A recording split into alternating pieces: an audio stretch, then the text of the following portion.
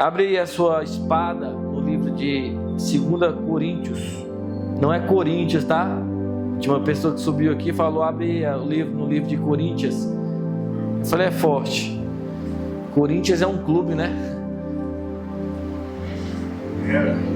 Era? Rapaz, tem corintiano aqui.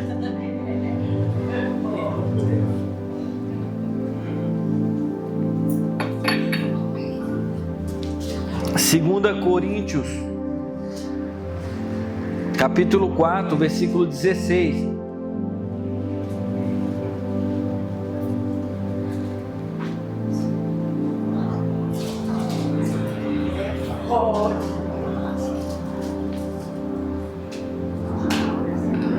Podemos ler?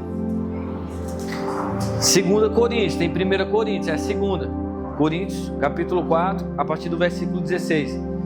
Por isso, não desanimamos. Pelo contrário, mesmo que o nosso homem exterior se corrompa, contudo o nosso homem interior se renova de dia em dia. Porque a nossa leve e momentânea tribulação produz para nós eterno peso de glória, acima de toda comparação, não atentando nós nas coisas que se veem, mas nas que não se veem, porque as que se veem são temporais e as que não se veem são eternas. Vamos fazer mais uma oração. Pai, em nome de Jesus, te agradecemos por esse momento glorioso em tua presença. Se faça presente através do teu Espírito Santo, nos guiando através desse texto qual nós lemos, possamos sair daqui renovados, fortalecidos, para a glória do teu precioso nome. Amém, igreja? Amém. Aleluia. Esse texto eu já falei algumas vezes aqui com os irmãos, e eu vou reforçar. Eu creio que vai abençoar mais ainda a sua vida, em nome de Jesus. Amém? Se você ler o contexto, você verá que Paulo está falando sobre o ministério, a dificuldade que é em servir a Deus, até porque Jesus disse: a porta é estreita, e ela não passou por reforma, continua estreita, requer de mim e de você o quê?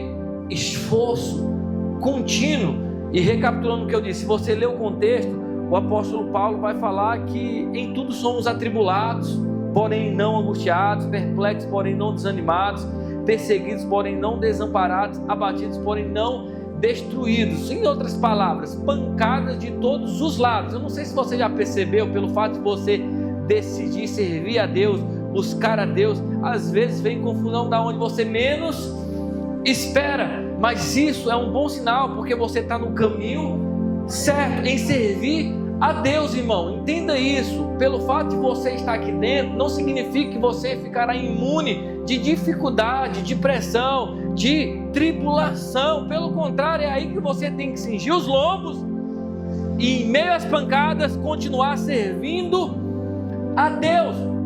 E ele chega nesse texto qual nós lemos. Por isso, ou seja, com base naquilo que ele falou, as tribulações, as perseguições, as pancadas, ele diz: não desanimamos. Perceba que está no plural, desanimamos, ou seja, ele está incluindo ele e também os irmãos de Coríntios e também nós, porque essa palavra serve para os nossos dias.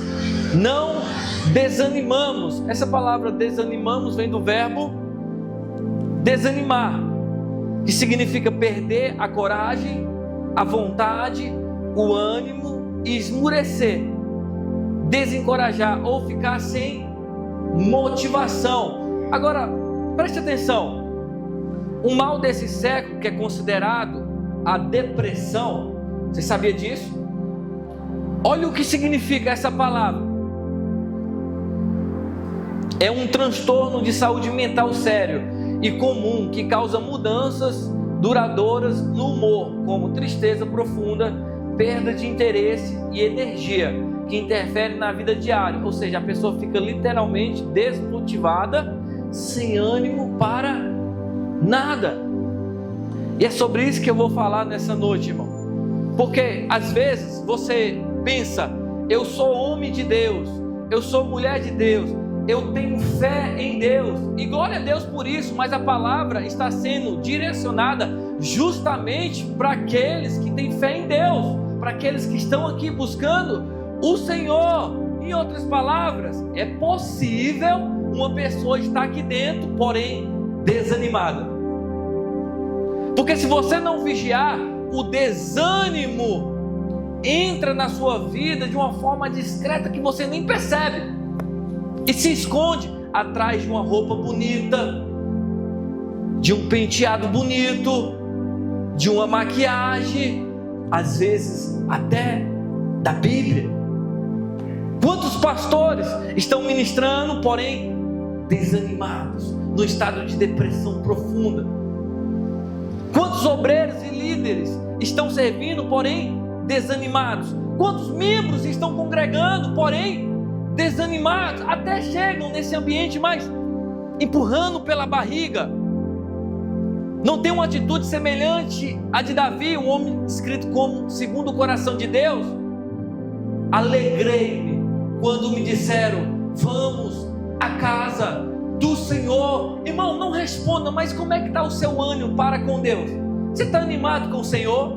Você está animado em congregar? Você está animado em servir ao Senhor? Você está animado com o que diz respeito a Deus, as coisas de Deus? Ou você está desanimado? E isso não se limita apenas ao contexto eclesiástico, abrange, serve para todas as áreas da nossa vida. Não responda, mas no seu casamento, você está animado ou desanimado? Na sua empresa, no seu trabalho, você está animado ou desanimado? Na vida, você está animado ou desanimado? Quer dizer, pastor, que eu tenho que fingir que as coisas estão bem quando não estão bem? Eu tenho que ter ânimo o todo tempo? Não! Mas você precisa entender que uma coisa é você desanimar, outra coisa é você viver desanimado. Desanimar não é pecado, mas contribui para o fracasso. Você já viu alguém na vida desanimado vencer? Ser bem sucedida? Não, porque o desânimo paralisa a pessoa. E recapitulando o que eu disse, o desânimo está alinhado com a depressão. O desânimo atrai essa tristeza profunda, onde a pessoa não se move para nada. O que prevalece é a tristeza. Por isso que o salmista disse: um abismo chama o outro abismo. O desânimo vai bater a porta, ele não pode entrar e se instalar. Quantas das vezes nós permitimos o desânimo, irmão, entrar e se instalar, e a gente não tem ânimo o quê? Para nada. O próprio Jesus já nos orientou: no mundo tereis o quê? Aflições, mas tende o quê? Bom ânimo, levanta a cabeça, tenha vigor, força, coragem. Em outras palavras, Jesus está dizendo: sem ânimo você não vence o mundo, sem ânimo você não vence as dificuldades, sem ânimo você não vence na vida, sem ânimo você não sai do lugar ao qual você se encontra. É preciso ânimo para tudo, irmão. Quantos casamentos estão frios, não tem ânimo, porque virou uma rotina a qual a tristeza prevalece, e a pessoa olha para o cônjuge desanimada, sem prazer. E para tanta coisa, nós temos que ter cuidado com o desânimo, porque Paulo diz: não desanimamos. Significa que é possível uma pessoa se desanimar. Vocês estão aqui? E quando você lê a Bíblia cuidadosamente, você verá que grandes homens de Deus, em um momento das suas vidas, desanimaram. Ou alguém aqui nunca ficou triste, abatido, desanimado com o Senhor, com o congregar, com a vida? Mas recapitulando o que eu disse, desanimar é uma coisa, viver desanimado é outra coisa. Nós não podemos caminhar de cabeça para baixo, nós temos que erguer a nossa cabeça, independentemente do que aconteceu. Aconteceu isso, aconteceu aquilo. Ei, a vida precisa seguir, e você é o responsável pela vida. Você não pode parar. Você precisa tirar forças da fraqueza e dar continuidade, porque a sua história não acabou. Mas recapitulando o que eu disse, quando você lê a Bíblia cuidadosamente, você verá que grandes personagens bíblicos desanimaram. E às vezes eu penso, se essas pessoas desanimaram, se eu não vigiar, eu posso desanimar também. E não há nada mais desastroso do que uma pessoa desanimar.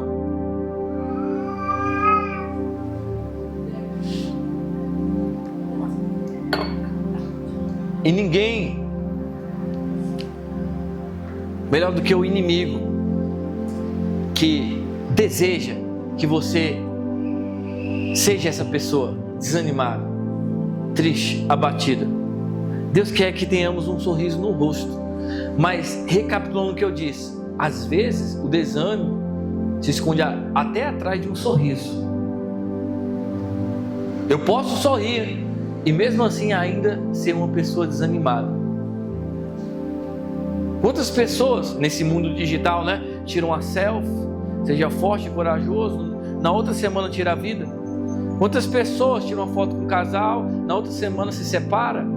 E assim sucessivamente, o desânimo está o quê? Infiltrado na vida da pessoa e ela não percebe. E aí ele se esconde atrás de coisas que a gente nem imagina.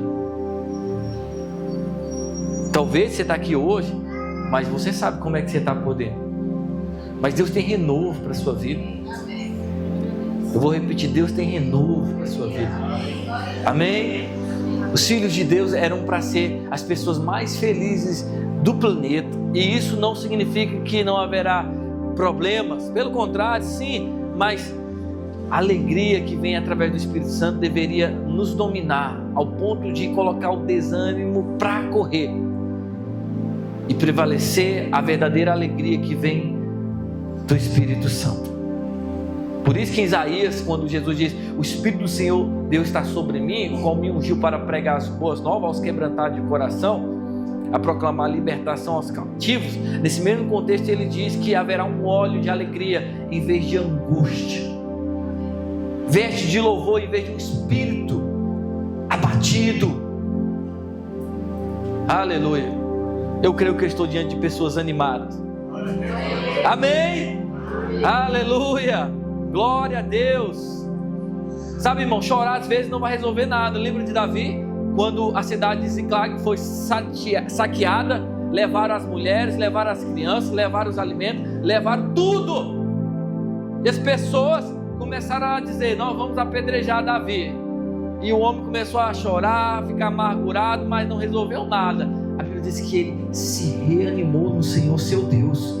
É isso que você precisa fazer. Às vezes o marido está dando trabalho, se reanima no Senhor seu Deus. Às vezes na empresa tem pessoas que estão em inveja de você, se reanima no Senhor seu Deus. Às vezes até na igreja pessoas que de alguma forma nos entristecem, se reanima no Senhor seu Deus.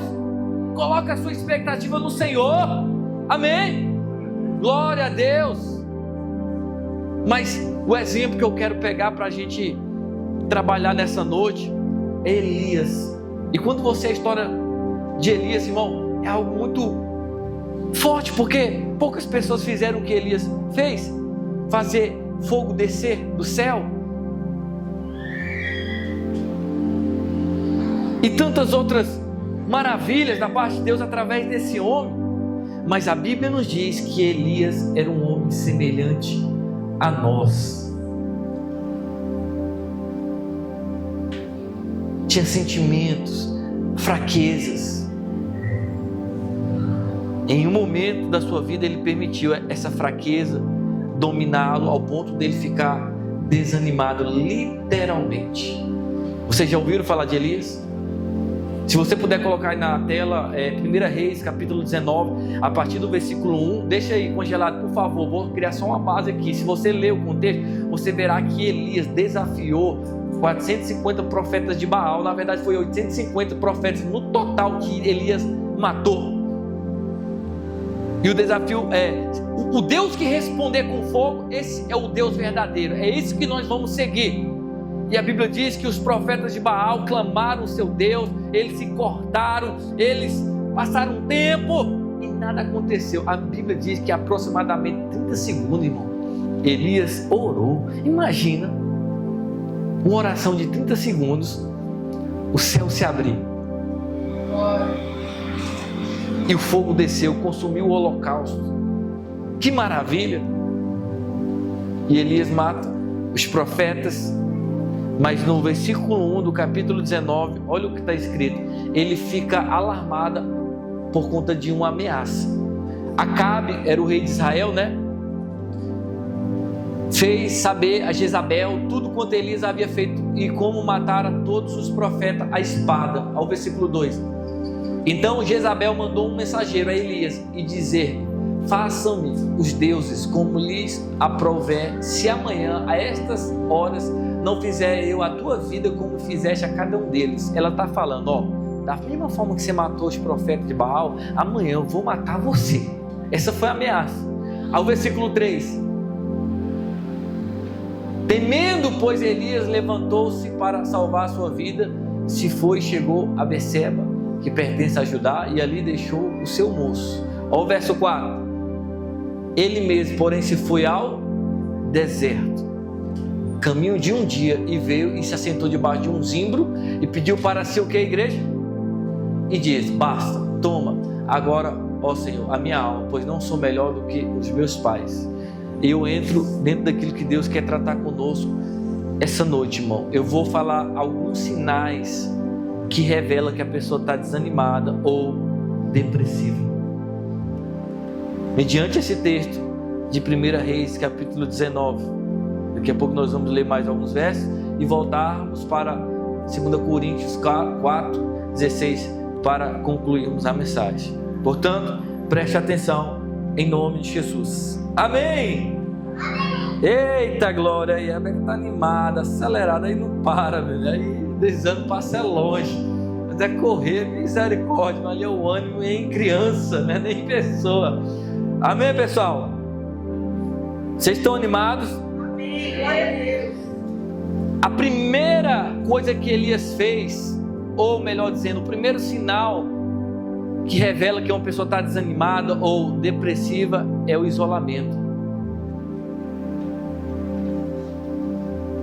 Eu anotei aqui, ó, o isolamento social afasta os amigos, os familiares. A pessoa tem uma incapacidade de interagir socialmente. Você conhece alguém assim? Lembra que a depressão, ela se infiltra discretamente, muitas das vezes não percebemos, e se esconde atrás de certas coisas? A primeira coisa que Elias fez foi se isolar.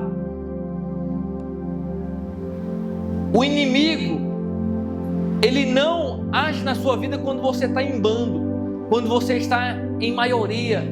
Ele quer que você se isole, porque tem um ditado que diz: mente vazia é o quê? Oficina do diabo. Ele começa a trabalhar aqui, ó. Então o primeiro sinal que uma pessoa está desanimada, a depressão está tendo forças ao ponto de dominar ela, é o isolamento. A pessoa não quer se conectar com ninguém, a pessoa não quer falar com ninguém. Ela acha que está bem, quando na verdade ela não está bem. Ela acha que é forte, quando na verdade ela não está sendo forte. Porque nós fomos chamados para estar juntos. Você não vence sozinho, irmão. Glória a Deus, fala. Então o inimigo coloca na sua mente: pode se separar, pode se isolar. Você não precisa estar na igreja, você não precisa conversar com a pessoa, com fulano, você precisa, irmão. É tão bom quando nós nos desabafamos. É algo que está aqui entalado. Aí você é o quê? Só coletando mais coisas, só coletando, daqui a pouco você surta. Você precisa estar junto com as pessoas, você precisa congregar, você precisa ter amizade, você precisa ter pessoas perto de você. Se você está fazendo isso, irmão, repreenda, saia desse isolamento. O inimigo tem vantagem quando você se isola. Quantas das vezes, irmão, não sei se você já me peguei com raiva disso, daquilo, não, vou ficar só, vou ficar... É pior, a opressão aumenta, vem aqueles pensamentos malignos, a hora é essa, acabou, não tem mais jeito, tira a sua vida. Foi isso que aconteceu com Elias. Você pode perceber, irmão, a pessoa que tira a sua vida, ela não quer contato com ninguém, ela não quer conversa com ninguém, ela não quer estar junto, ela se isola, mas dentro dela está acontecendo o quê? Um tsunami, uma tribulação que não vai ser vencida se isolando, pelo contrário, ela tem que estar junto, ela tem que se abrir, ela tem que reconhecer que ela é frágil e está sujeita a passar por isso. Não pode viver com isso, porque uma hora ela pode fazer o pior, que é tirar a sua vida. Foi a mesma coisa que Elias disse: basta, chega. E o índice de depressão cada vez aumenta, e consequentemente o de suicídio. Então a primeira coisa que Elias fez foi o quê? Ir para o deserto, se isolar. Quantos já passaram por isso? Eu não vou falar nada com ninguém, e acaba dando munição, gosto a Satanás, porque é ele que quer ver você sozinho. Por que Satanás enganou Eva?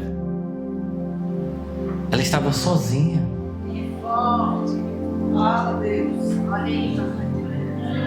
Vocês estão aqui? Você precisa estar em grupo, irmão. Quanto mais pessoas, melhores. Então, a primeira coisa que Elias fez foi se isolar.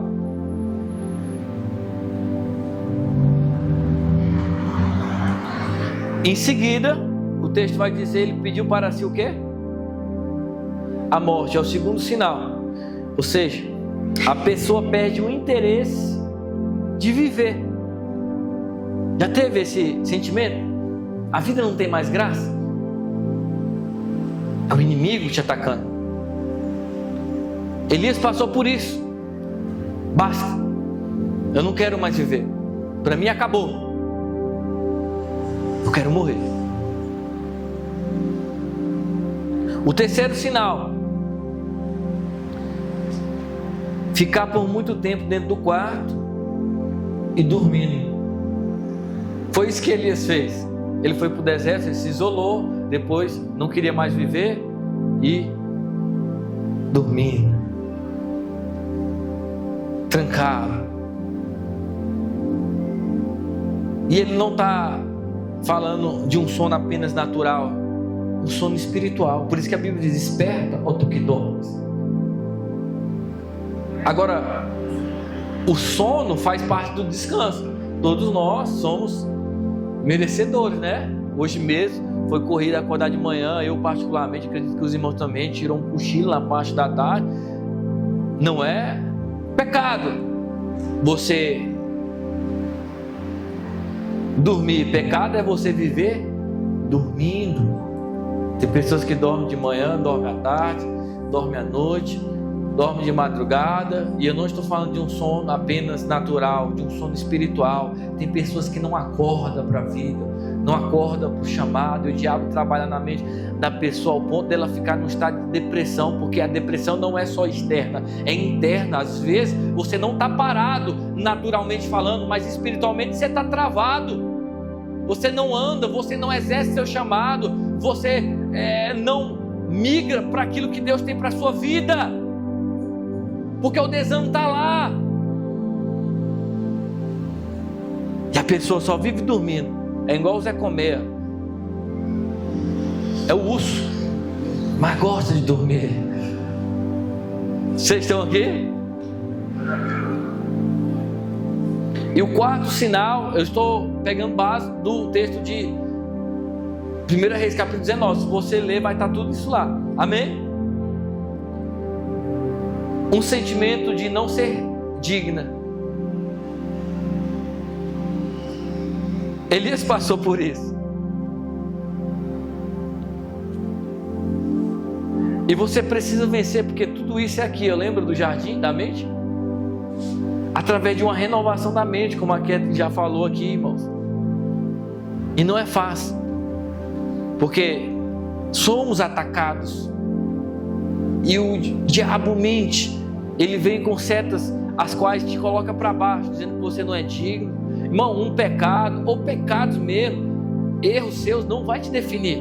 E eu não estou falando isso para você viver uma vida de pecado, pelo contrário, uma vida de santidade, mas nós estamos sujeitos a errar, nós estamos sujeitos a pecar, mas isso não pode o quê? Tomar a sua mente ao ponto de você esquecer da sua verdadeira identidade. E qual é a sua verdadeira identidade?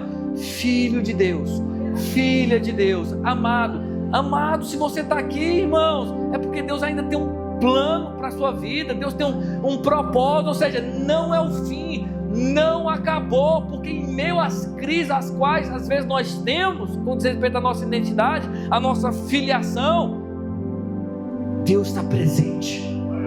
Se você ler o contexto, você verá Elias com aquela síndrome de pânico, com aquele medo, com aquela ansiedade, com aquela influência maligna que fazia com que ele se sentisse indigno. Deus estava ali presente. Deus sempre está presente, irmão. Deus sempre vai estar se manifestando através de algo ou de alguém, dizendo: ei, não acabou não, por que você está aí com a cabeça baixa? Não é o fim, por que você está querendo desistir? Foi isso que Deus fez, Ele enviou um anjo, ele estava dormindo. E o que o anjo disse, igreja? Vocês lembram? Levanta-te por 2 vezes. Levanta-te significa que ele não estava o quê? De pé. Não faz sentido você falar para uma pessoa: fica de pé, sendo que ela já está de pé. Ai, irmão, você não está entendendo. Tem muitas pessoas que estão de pé naturalmente, mas espiritualmente elas estão caídas. Tem muitos Elias caídos nas igrejas, se isolando, dizendo: basta, acabou. E Deus está falando: levanta-te, Elias. Deserto não é lugar de profeta. O lugar de profeta é no altar, é pregando, é ensinando, é cantando. Para de se esconder. Vocês estão aqui? Levanta-te. Essa é a voz de Deus para mim e para você sempre. Levanta-te, Davi. Levanta-te, Irene. Levanta-te, Cristina. Levanta-te, irmão. E eu te falo: você está caído, você está prostrado, você está dando gosto, munição ao diabo, aí triste, abatido por causa disso ou daquilo. Ei, levanta-te. Coloca um sorriso no rosto, mas um sorriso autêntico. Deus é o meu Senhor, é o meu refúgio, é o meu baluarte, é a minha luz, é a minha salvação. Nele eu me alegro. Nada vai me parar, nada vai me abater, nada vai me deixar para baixo, porque Deus é suficiente. Amém? Olha para quem está do seu lado e diga isso: Deus é suficiente. E a gente fica triste por causa de um relacionamento tóxico. Às vezes a gente fica triste porque o esposo disse não, porque a esposa estava naqueles dias. Às vezes a gente fica triste por causa de uma criança. Às vezes a gente fica triste por causa o pastor não deu a paz. A gente fica triste na empresa por causa de um parceiro de trabalho. A gente fica triste por coisas banais. A gente tem que mudar e se alegrar no Senhor. Falando que na vida a gente não vai ter tristeza. O próprio Jesus diz: a minha alma está profundamente triste. Mas o que ele fez? Chamou João, Tiago, Pedro: vamos orar comigo. É isso que você tem que fazer quando você estiver triste. Liga para fulano: ei, ora por mim. Hoje no monte foi uma bênção, irmão. Eu fiz uma pegadinha, eu falei: eu vou perguntar quem quer oração, mas era eu que estava precisando. Mas graças a Deus estava todo mundo, e um orou pelo outro. Vocês estão aqui? Mas o orgulho: não preciso de ninguém não, meu negócio é com Deus. Irmão, Jesus diz para orar uns pelos outros. Não se isole. É isso que o diabo quer. Pelo contrário, quando você ficar triste, vem para a igreja. Eu não entendo os irmãos. Aí às vezes o irmão falta aí: por que você não foi para a igreja? Eu estava cansado. É mesmo? Eu também estou cansado. Meu corpo estava doendo. Então o Gabriel falou um dia desse: por que você não veio quinta-feira? Meu corpo estava doendo, pastor. Foi: o meu corpo dói todo dia. Ainda mais com essa barriga aqui pesada, a coluna, foi misericórdia. Vocês estão aqui? Eu estava triste. Aí que você tem que vir, irmão. Porque quanto mais você se isola, mais o inimigo te oprime. Amém? É agora que eu vou mesmo para a igreja desanimado. É agora mesmo que eu vou ligar para o irmão triste. É agora mesmo que eu vou orar, que eu vou adorar. Daqui a pouco vem um alívio, vem um refrigério, vem alegria, do Espírito Santo. Sai aquele peso. Quantas vezes, irmão, nós viemos para um lugar desse, desanimado, triste, abatido, aí a palavra entra, nós saímos renovado, com expectativa, vai dar certo, as coisas vão melhorar, porque a fé vem pelo ouvir a pregação, e a pregação pela palavra de Cristo. Permaneça nos cultos, na semana, no domingo, permaneça com os irmãos. Você vai ver, irmão, o que vai prevalecer na sua vida é ânimo. Você vai ver os problemas de outra forma. Eu vou vencer em nome de Jesus. Vai dar certo em nome de Jesus. Deus está comigo em nome de Jesus. Eu vou sair dessa situação em nome de Jesus. Então, cuidado com o desânimo. Não permita isso florescer em você. O seu coraçãozinho tem que estar alegre, leve. Amém? Aleluia. Então nós falamos algumas evidências ou sinais de uma pessoa que está desanimada ou depressiva. Primeiro, ela se isola, ela não quer contato socialmente, ela quer ficar sozinha, isso é um perigo. Segundo, ela desiste de viver, ela diz: basta, chegou, é o fim, eu quero morrer. Terceiro, ela vive trancada num quarto, dormindo. Quarto, ela não se sente digna. Foi isso que eu não sou digno, só eu sobrei. E Deus, calma, tem mais 7.000 que não se dobraram diante de Baal. Irmãos, Deus está presente, mas se você não quiser, Ele não vai parar em você. Eu não quero adorar o Senhor. Certa vez Jesus disse: ei, Deus pode suscitar filhos de Abraão dessas pedras. Ele pode fazer essas pedras clamarem. Imagina, irmão, você está caminhando e uma pedra lá adorando o Senhor. Louvado seja o nome do Senhor. Aí você fala: eu sou um crente inútil mesmo, porque misericórdia, a pedra está clamando. Porque Jesus passou e o pessoal usando, e aí os religiosos: para, e vocês parar, as pedras vão clamar. É um prazer estar aqui. Não permita esse sentimento enganoso de que você não é amada te vencer. Você é amado. Persevere. Amém? E o desânimo vai bater, mas ele não pode permanecer. Desanimado, liga para alguém: e aí, Robson, vai pagar o açaí hoje? Rapidinho passa esse desânimo, amém? E aí, amiga, o que você está fazendo? Vamos passear ali no calçadão, tem um crepe ali, deixa Deus te usar. Vocês estão aqui? Faz parte, irmão, porque às vezes a gente quer espiritualizar tudo. Às vezes uma mesa cura, uma conversa liberta, um lanche transforma. Mas a gente, eu nem sei quem é a pessoa. Irmão, se não acreditar que os irmãos estão aqui, a gente está perdido, amém? Amém? Eu estava conversando com o pessoal, fala: a igreja lá, rapaz, só tem doido. É um problema assim, outro, misericórdia. Um pastor doido também, deu certinho, né? Aí Deus escolhe as coisas loucas do mundo para envergonhar o sábio, aquelas que não são para reduzir nada as que são. Eu me refiro ao estado emocional, às vezes, com o qual nós nos encontramos. As pessoas chegam endividadas, as pessoas chegam amarguradas, as pessoas chegam feridas, doentes. Mas Davi encontrou pessoas assim, e ele fez dessas pessoas chefes, líderes, porque a gente quer tudo pronto, né? Quer um marido pronto, no naipe do Brad Pitt, né? Aquela beleza toda, mas ali é salão, e olha lá, o rosto vai continuar o mesmo. Quer uma mulher de Provérbios 14, mas não quer ser o homem de Efésios 5. Quer uma igreja saudável, mas não quer trabalhar, irmão. Leva um tempo. Mas nossa geração é fast food, né? Não vai funcionar assim não. Seja qual for a área da sua vida, você quer ver frutos, você precisa trabalhar e muito. Quer ter um casamento saudável, tem que trabalhar e muito. Uma barriga fitness, trabalhar e muito. Amém?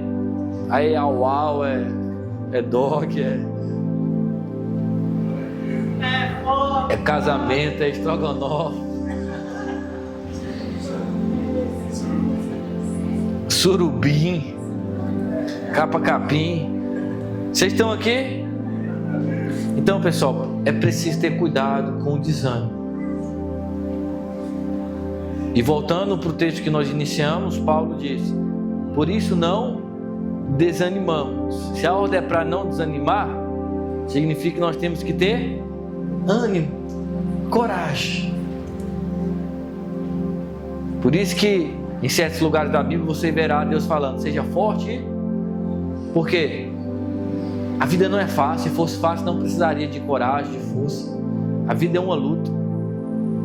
Por isso não desanimamos, mesmo que o nosso homem exterior, se corrompa, contudo o nosso homem interior se renova de dia em dia. Eu não sei você, irmão, mas eu percebo minha barriga crescendo, as rugas aparecendo, uns cabelinhos brancos de vez em quando também, mas dentro de mim algo sendo renovado, uma alegria, uma expectativa eterna. É isso, amém? Porque nós somos um espírito, nós temos uma alma e habitamos num corpo. Isso aqui vai passar, irmão. Isso não significa que você não tenha que cuidar, Então vai passar, eu vou deixar mesmo. A Bíblia diz para a gente conservar íntegros o espírito, alma e corpo. Nós somos um ser tricotômico. Amém? Espírito, tem a ver com Deus, a alma com os sentimentos e o corpo, com as emoções. Por isso, quando você ouve uma música independente, você começa a balançar. É o corpo, a alma, E você refreia com o espírito. Mas há uma renovação interiormente da parte de quem? De Deus. Quantos aqui nasceram de novo? Alguns estão em dúvida, rapaz? Eu não sei, mas irmão, eu acredito que você nasceu de novo, senão você não estaria aqui. E pelo fato de você ter nascido de novo, não significa que você não vai errar. Há uma luta, Gálatas 5 fala sobre isso, O espírito milita contra a carne milita contra o espírito. Um quer uma coisa, o outro quer outra coisa. Por isso que Martinho Lutero dizia, eu pensei que o velho homem tinha morrido nas águas do batismo, mas eu descobri que o miserável sabia nadar. Agora eu tenho que matá-lo todos os dias. Mas você percebe algo que foi renovado dentro de você. E isso, quando domina, há freios comportamentais. E você consegue andar e viver no Espírito. Amém? Porque a nossa leve e momentânea tribulação é o que, a igreja? Leve e momentânea tribulação. Irmão, tem uns irmãos que eles só andam cacundo, de jeito, parece aquele senhorzinho de bengala. O que está acontecendo? Está pesado. Não estou dando conta. Está escrito que é o quê? Leve e momentâneo. O próprio Jesus disse: o meu jugo é suave e o meu fardo é leve. Irmão, você está pesado, você está carregando o que não é para carregar, você está fazendo o que não é para fazer. Esteja no Espírito e faça aquilo que Deus falou para você fazer. Às vezes você quer carregar o mundo, mas como é que não pesa? Certa vez eu falei para os irmãos aqui: ei, você tem que buscar e ver o que Deus quer para você. Porque tem irmão que quer pregar, quer cantar, quer tocar, quer estar na salinha, quer estar na mídia, quer tirar foto, quer evangelizar, quer lavar a igreja, quer fazer tudo. Mas daqui a pouco tá igual velhinho: tô cansado. É aqueles capotes, já viu? As galinhas lá da Angola: tô fraco. Quem lembra? Aí você pergunta: como é que você... tô fraco. Como é que não fica fraco? Você quer carregar tudo e todos, irmãos? Tem limite. Nem Jesus abraçou todos. Vocês estão aqui? No sentido de carregá-los no colo, não. Ele dava responsabilidade, ele delegava função, ele apontava destino. Aí uns marmanjos com mais de 40 anos no colo da mãe, igual o Kiko. Vocês estão aqui? Aí atrai peso para a família e é um peso também. Irmão, entenda uma coisa: ajudar as pessoas não significa carregar as pessoas. Você não tem que ter dó de ninguém, você tem que ter misericórdia. É diferente. Quando você tem dó de uma pessoa, você carrega a pessoa e você estraga a pessoa e você também. Mas quando você tem misericórdia, você chama, você conversa, você aponta o destino, você mostra o caminho. Amém? Preste atenção.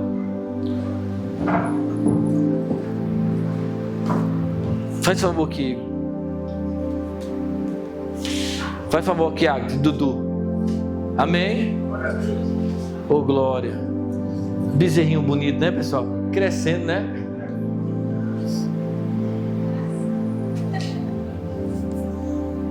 Faz de conta que isso aqui é um peso, amém? Pode ficar mais por ali.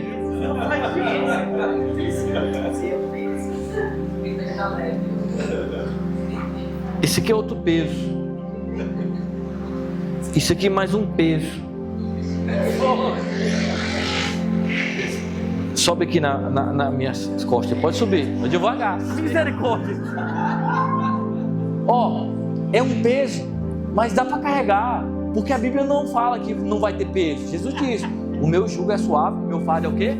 Vai ter, mas é o quê? Suave, é leve. Então dá para andar, entendeu?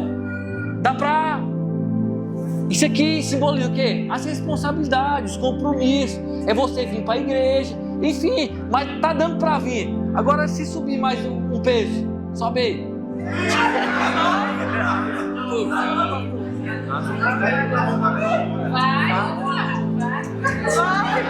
Eita, bom! Não dá. Bom, obrigado, tá?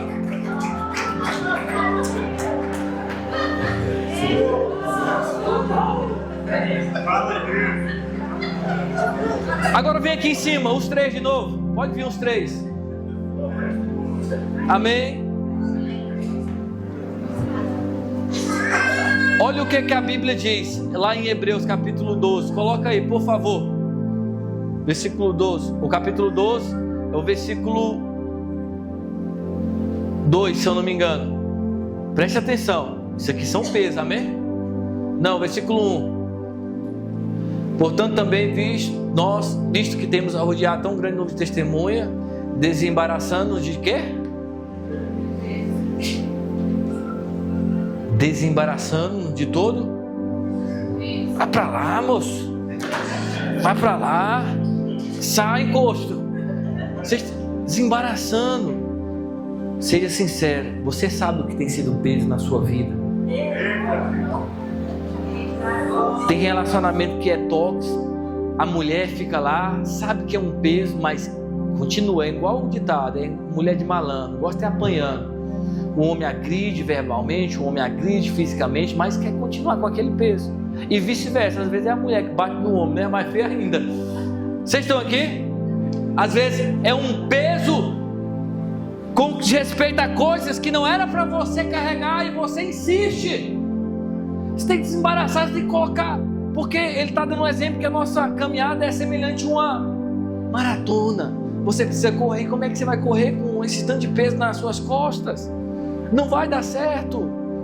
Não responda o que tem sido peso na sua vida, irmão. Às vezes o que está sendo peso é aqui, ó, os vídeos que você está vendo lá, ó, pesa, porque envenena a sua alma, danifica o seu caráter, a sua moralidade. Vocês estão aqui? Aquele palavrão é um peso, aquela atitude é um peso. Desembaraça, deixa de lado. Porque Paulo, ele diz: a nossa tribulação é o quê? Leve e momentânea. Aleluia. E essa tribulação que é leve e momentânea produz em nós o que, igreja? Eterno peso de glória, acima de toda comparação. Irmão, nós não temos a ideia do que virá da parte de Deus. Se você visse o que Paulo viu, ou visse o que Paulo ouviu, coisas inefáveis, né, que não é lista o homem citar, você não desistiria por nada. Por isso que ele diz em Romanos 8,18: os sofrimentos do presente século não podem ser comparados à glória a ser revelada em nós. Não podem, bem? Porque para mim tem um por certo que os sofrimentos, o marido dando trabalho, os filhos bagunçando, as coisas não acontecendo quando a gente quer que aconteça, né? Enfim, os problemas do tempo presente não podem ser comparados com a glória a ser revelada em nós. É a mesma coisa que ele está falando, só muda o vocabulário, né?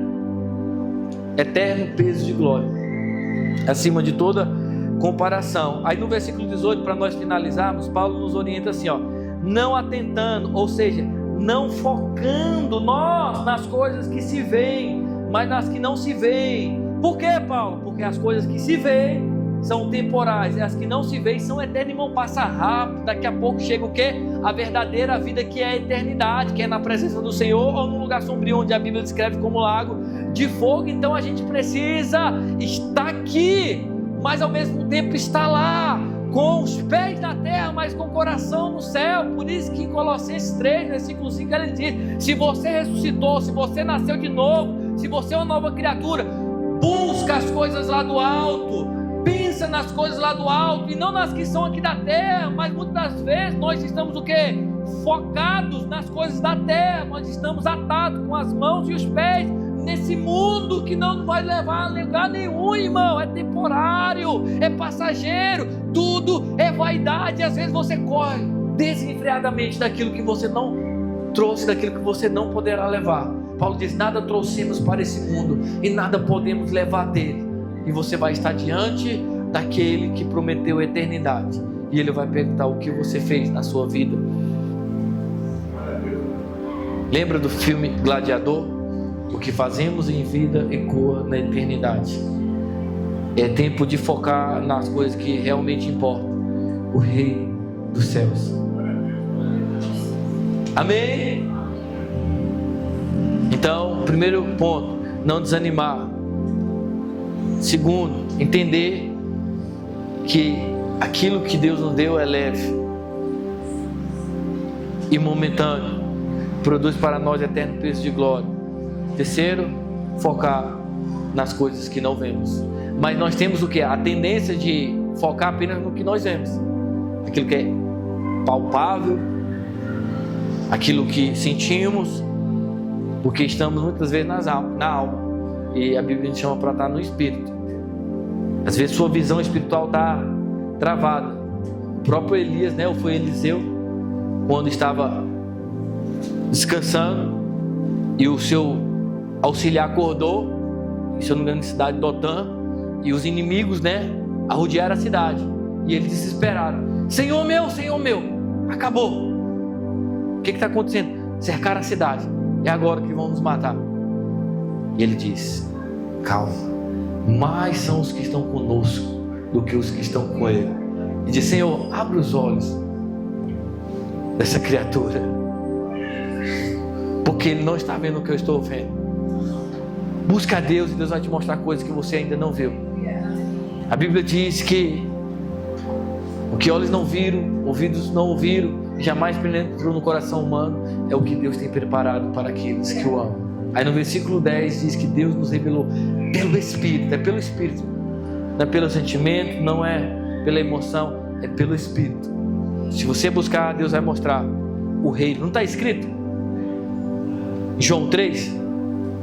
Em verdade vos digo, se não nascer de novo, não pode o quê? Ver. Talvez esse seja o motivo que muitos não estão vendo, não nasceram de novo. E ele continua: se não nascer da água e do Espírito, não pode entrar. É um processo. Você só busca aquilo que você vê.